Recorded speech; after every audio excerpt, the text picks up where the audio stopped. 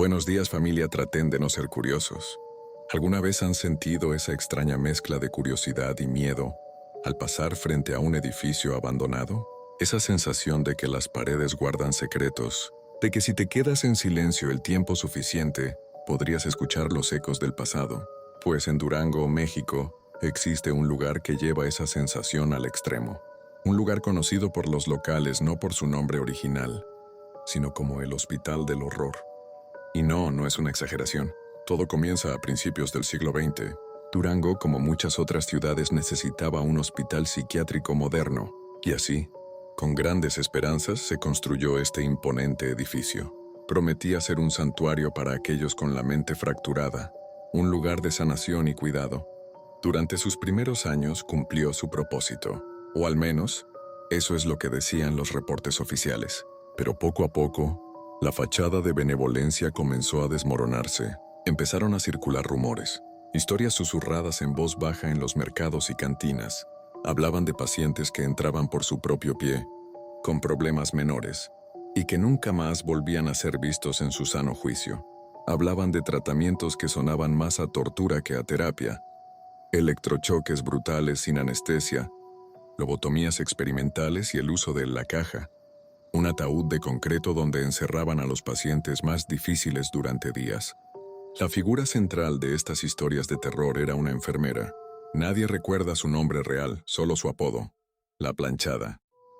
Decían que era una mujer obsesionada con la pulcritud y el orden, una obsesión que la llevaba a cometer actos de una crueldad inimaginable.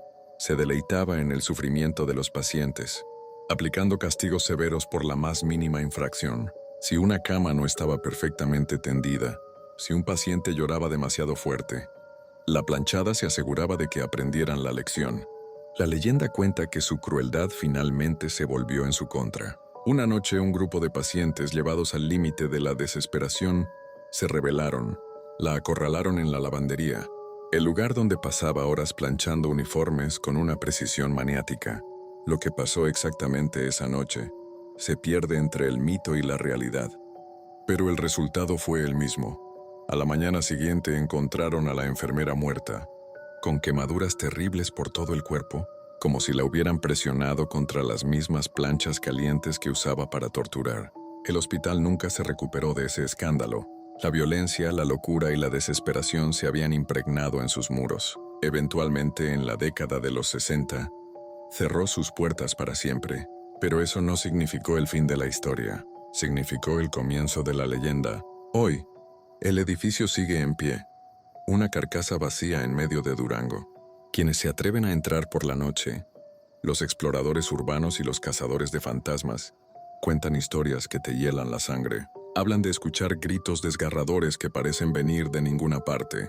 Han visto sombras que se deslizan por los pasillos oscuros y han sentido caídas bruscas de temperatura, como si un aliento helado les rozara la nuca. Pero lo más aterrador es lo que cuentan sobre el área de la lavandería.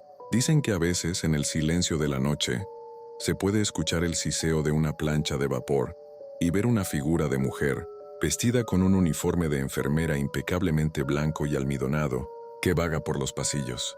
Es la Planchada, condenada a cuidar eternamente el hospital que convirtió en su infierno personal. Algunos juran haberla visto. Una aparición que se acerca en silencio, y justo cuando crees que te va a tocar, desaparece, dejando solo un persistente olor a ropa quemada. Así que, si alguna vez viajas a Durango y sientes la tentación de visitar este lugar, piénsalo 2 veces. Porque en el Hospital del Horror, las puertas pueden estar cerradas, pero las almas que quedaron atrapadas dentro siguen esperando, y algunas de ellas no son nada amigables. Gracias por quedarte hasta el final. Suscríbete y comparte bendiciones.